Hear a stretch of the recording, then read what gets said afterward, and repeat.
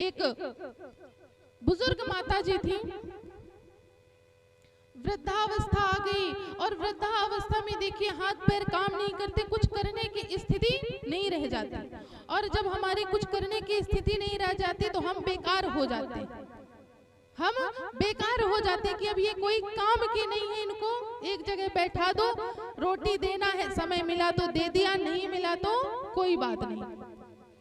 एक माता जी वृद्धावस्था को प्राप्त हुई, बड़ी बुजुर्ग थी, कुछ कर फिर चल फिर नहीं पाती थी, कुछ कर नहीं पाती थी। उनकी बहू थी, उस बहू ने क्या किया कि एक जो नारियल का एक पात्र होता है, कठौता होता है, उसी को एक बना दिया उनको भोजन देने के लिए।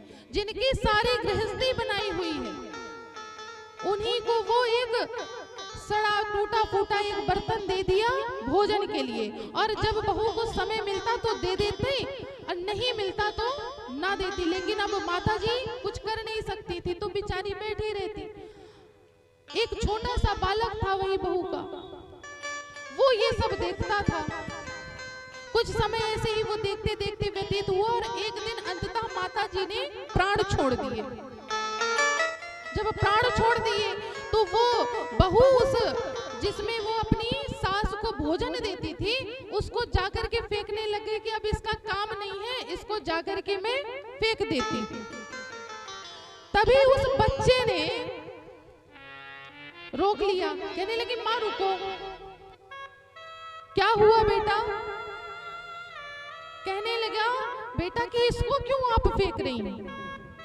तो माता जी ने कहा कि अब इसका कोई काम नहीं है, तुम्हारी दादी को इसमें भोजन दिया जाता था, अब वे तो चली गई, अब इसका कोई काम नहीं है तो इसको फेंक देती हूँ। तो बेटे ने कहा कि नहीं माता, इसको रखे रहिए, जब मैं बड़ा होऊंगा, मेरी पत्नी आएगी तो वो भी तो आपको इसी में भोजन देगी ना। जैसे ही ये बात उसने सुनी उसको अपनी गलती पता चल गई। इसलिए हम वो गलती ना करें। हमें पहले ही ये बात सोच लेनी चाहिए कि हम जैसा व्यवहार करेंगे एक ना एक दिन हमारे साथ भी वैसा ही व्यवहार किया जाएगा। तो अपने जीवन को बहुत सोच समझ करके, अपने जीवन में कोई कार्य करिए ना तो बहुत सोच समझ करके करिए। जैसा घर का मुखिया व्यवहार करेगा वैसे ही उसके बच्चे व्यवहार करेंगे। आप ये सोचिए कि हम सत्कर्म ना करें, हम सद्व्यवहार ना करें और हमारे बच्चे सत्कर्म करें और सद्व्यवहार करें तो ये संभव नहीं है।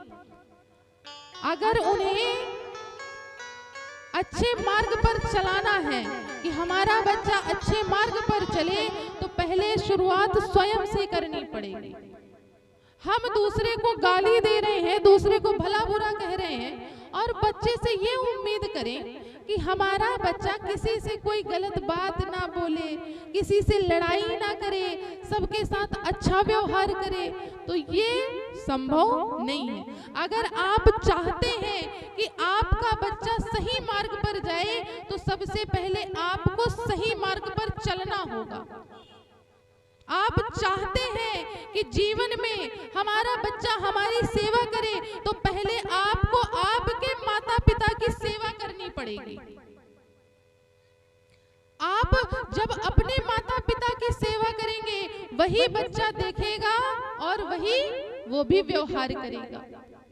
इसलिए जो घर का मुखिया होता है ना उसको बहुत सोच समझ करके व्यवहार करना चाहिए, क्योंकि उसी को देख करके उसकी आने वाली पीढ़ी भी व्यवहार करेगी।